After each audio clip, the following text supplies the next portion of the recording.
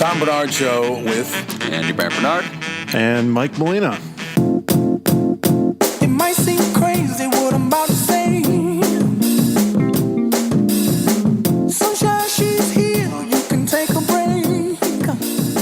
This is Fawn's jam. What is that? Hot air balloon. It's Pharrell Williams. That's your jam? It's Fawn's happy. jam. She loves this song. It's Fawn's jam. She hears the song and starts jumping around and dancing. She goes, happy, happy, happy, happy. Oh, yeah, happy. She also likes dee-da-lee-da-lee-da, dee-da-lee-da-lee-da. Yeah, she likes anything vaguely musical. No, I mean, we play a lot of music at our house all the time, but this song comes on and it's like that's her song. And speaking So of it's called happy, we Happy. have Mr. Larkins on. Ted Larkin.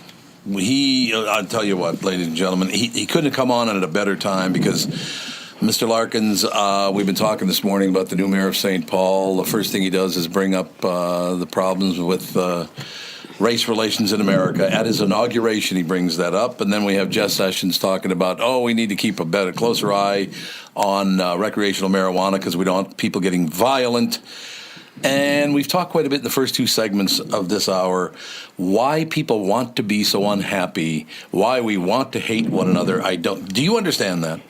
No, I don't. First of all, thanks for having me on the show, Tom. Really grateful to be here. And why do people want to be unhappy? I don't know. But I think we can be happy, and I'm here to share that. That's what it's about. Well, see, now we're talking, and that's why I'm so happy to have you on, actually. The book is called Get to Be Happy, Stories and Secrets of Loving the Sheet Out of Life. It's S-H*T. It is. He talks about his get-to principle that helps people find gratitude in even the toughest things in life they experience because they get to do them. I love your take on this thing. You get to have breakfast, you get to have lunch, you get to have dinner, you get to sleep in a bed. You earned it, but you get to do it. Yep, we do. I think what a lot of people, and it's kind of in our culture, we just say, I have to, I gotta. And it's just, it's fair enough, that's what we say, but if you just shift over and say, wait a second, I get to. And it really came to me when I was doing the dishes one day, I have to do the dishes. I'm like, no, wait a second, I get to. You know how many people are starving to death on the planet, or just here in the U.S., they're having challenging times, but I get to do the dishes, I just had food, I've got running water. Is really just shifting into this place of appreciation and compassion for others and appreciation for what I have. It's really a powerful, simple, but very powerful tool to use. I will tell you, you couldn't have come on at a better time. Ted Larkin's our special guest. Again, the book is called Get to Be Happy, Stories and Secrets of Loving the Sheet Out of Life. That's not the word, but that's the one I'm going to use for the interview. I love it. I don't know if there is a God. I think that God reached out to you and said, you should call Tom because he's kind of crabby. I love it. I'm here for you, Tom. I'm here for you. Honestly, I just one of the problems that I have to get beyond is our politicians, and I'm talking Democrats and Republicans. I'm talking all of them. They will do anything to line their own pockets, and they will do anything to make themselves look better and get us to hate one another. I don't get it. I don't understand it. No. I wish I understood what the value was of anybody saying anything like that. I mean, my viewpoint, Tom, is look, we're all just human beings on the planet, and we're just trying to find happiness during this brief moment that we're alive. And why can't we help each other do that? That should be our main goal, is to just support each other in finding some peace and happiness. And it's not saying that there aren't challenging times. We all have there's grief, there's a bunch of stuff going on. It's tough. But, the ability and the willingness to say, wait a second, let's just step into the viewpoint of I get to do this and just feel a little bit better about ourselves. And that's what I wish for everybody. Ted, I tell you what, I sit around, I do a morning show. We got to book you on the morning show, as a matter of fact, as well, because I love what you're talking about here. But I was sitting there this morning doing that show, and then I do this afternoon show with the family. Yeah. It's both a digital show and it's syndicated on terrestrial radio. So, and I thought that very thing. I did not know you were going to be on today, but by coincidence, and it does happen in life. It does. I thought. I thought right in the middle of that show, I was going, man, this is what I get to do for a living? This is not working. Yes, right? You get to do that, Tom. It's great. Yeah. Yeah, I'm not digging ditches. I'm not out there breaking my back. No. I'm not freezing to death out there tying iron or something like that. I did when I was a younger man. Yeah, I don't yeah. have to do it anymore. I get to do this. Yeah. So I understand exactly what you're talking about. That's great. I do want to read this paragraph because I think it's wonderful. The secret to my happiness started during my high school days. Yes, drugs were involved. Well, good, Ted. That's good. Good to know, Ted. Continued through hitchhiking across the country, through the suicide of my girlfriend, through bartending in many cities around the country, and I moved to Japan. I lived there for 9 years, helping start a $500 million business, including a Larkins, my last name, line of product, finding enlightenment and meditating in Zen temples in the mountains of Hiroshima, meeting Mother Teresa in Calcutta. So was she nice to you? She's one special woman. So, not much to say. Look, I met her. She put her hands on my hands and just looked at me and said, "Bless you, child." And I just held her gaze there for a moment. I was like, "Wow, here's a woman that is, a human that is just doing such good for the planet." It was quite beautiful. Quite a beautiful moment in my life. There's no doubt about it. So let's not forget, I did talk about the suicide of Ted's girlfriend. Meeting Mother Teresa in Calcutta, partying with Bon Jovi, experienced the death of my business partner, then the loss of my daughter, all of the life lessons that come with the following statement: I get to do this. You've been through hell, Ted, and you still found a way to say, I get to live life as a human being. Yes. And I guess I feel lucky that I have the viewpoint of I get to, that I've learned to step into that. And even, look, Tom, even with the I've had great times. Partying with Bon Jovi in Tokyo was amazing. It was amazingly fun. It was beautiful to meet Mother Teresa in Calcutta. And yet, at the same time, my daughter died at birth, and it was tough. But stepping out of, I have to experience that and see and living in that grief, I was able to step out and honor her path through life, whatever that was. Who am I to judge that? And really say, wow, I get to have been her dad for 9 months, and I get to honor that soul, and I get to share with others who are also grieving the viewpoint of stepping out and saying, wow, okay, it wasn't pretty, it wasn't easy, we grieve, but we all do, and so can we step out and come back into giving love back to the world? Because that's what the world needs. The world doesn't need us to stay in our grieving. And I want to be first to say, I don't judge anybody for however long they grieve, and that might go on for years. And sure, look, sure. We all have it. But the sooner you can step out and really come back to the world and give love, because that's what the world needs, and give happiness, I think that's a great thing, and that's what I try to do, and I've been able to find that with my daughter. I love speaking about her. She's a wonderful part of our lives. That was 13 years ago. And here I am sharing about, being happy. That's pretty cool.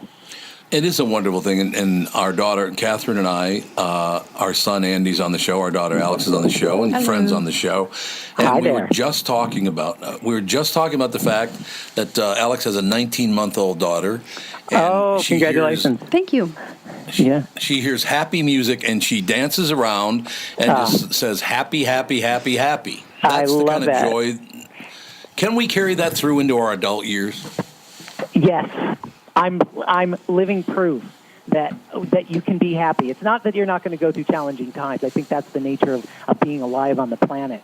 But I do believe that we can shift out and deliberately, when you deliberately smile, there are endorphins that are released in your body and you feel joy. That's a physical thing that happens.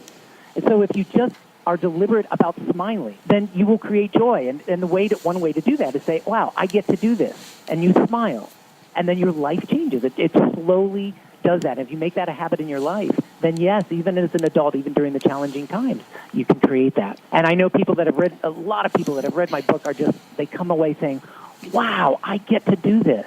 And there's a lot of great things happening from it.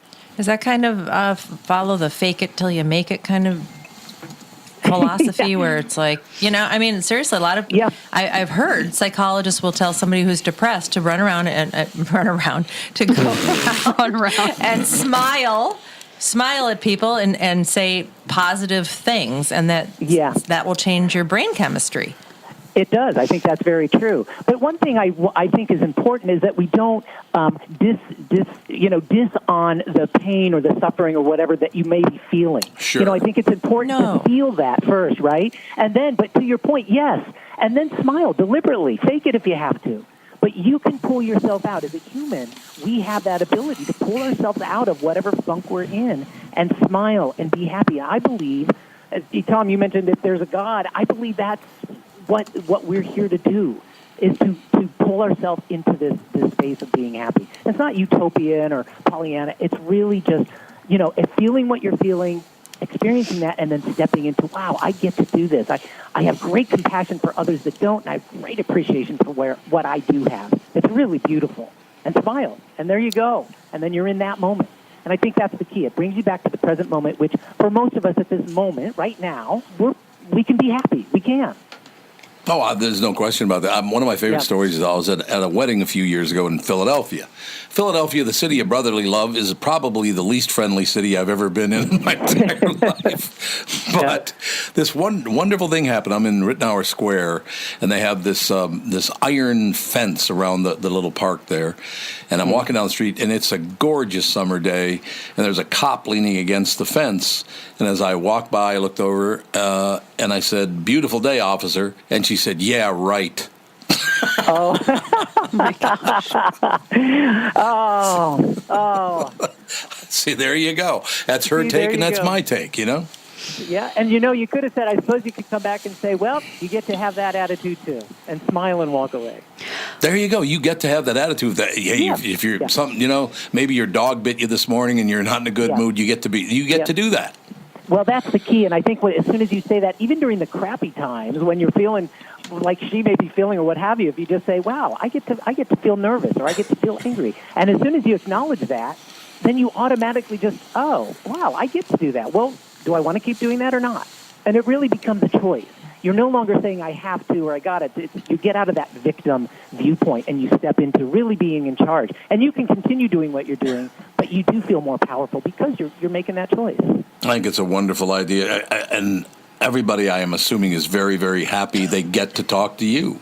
Thank you. I love talking to people, and yeah, it's really been... Listen, I wrote the book over the last year and a half during my 4-hour train commute to Hollywood from here in Southern California. And, and then I've taken the book out full-time as of November 1st, and I'm having a blast. And it's not that I don't have challenging times. Hey, being a first-time author is what it is. And I get to say, wow, I get to experience all of this as well. And, just get some great feedback also really helps. A lot of the reviews and things on Amazon, I think people really, really enjoy the message and the journey that they get to live about their life by reading about mine. I think that's very true. I think people do want to be happy. I think they want to be comfortable in their lives, as comfortable as they can be in any case. Mm-hmm. They want to be happy, but they're told every day on... Do you think social media has had a horrible influence on people being happy? Gosh, I think social media is a tough one because it really disseminates everything out to everybody. Yep. And you're right. I think it is for people that want to be negative and people that don't have the awareness to want to be happy. I think it feeds on that. But I also believe that you can use it for positive. And if you make the choice to be happy, then you can find some really great stuff, such as your show here. It's out there, and I think that really adds a lot to people's lives. I think it's a wonderful thing. Ted, I'm going to reach out to you and book you on the morning show as well at KQRS. I'd love to talk to you more on the morning show as well. I would be honored to be on with you, Tom. It would be really great. The book is called Get to Be Happy, Stories and Secrets to Loving the Sheet Out of Life. Ted Larkins, Larkins. Ted, thank you so much for your time. Wonderful, wonderful subject. Very, very glad to be here. Thanks so much for your time, Tom. Thank you, Ted. Ted Larkins, ladies and gentlemen. See, now that's a nice way to wrap up the hour right there. Absolutely. We got politicians acting like jerks or just... I shouldn't even say acting like jerks. Do you think they really believe that, or are they just trying to go out there and go, look how I'm fighting for the people? Yeah, I just think that it's just become the business as usual. That's just how it is. It's just how it is. Yep, and I think people are getting sick of it, and that's why health clubs are turning off the news and... Yeah, I do want to get back to that point because you were talking about that Lifetime Fitness, which is it's all over. Are they all over America now? You know what? I don't know. They've expanded it to a great extent, and I don't know exactly where they are, but they're huge in the state of Minnesota. They will not play CNN, Fox, MSNBC, none of them. You cannot watch it while you're working out at Lifetime. I couldn't agree with their decision more. I think it's brilliant. I really do. Thank you again to Ted Larkins. Enjoy the sheet out of life. I get to. That's the whole deal. We'll be back. Hour 2 coming right up. Tom Barnard Show.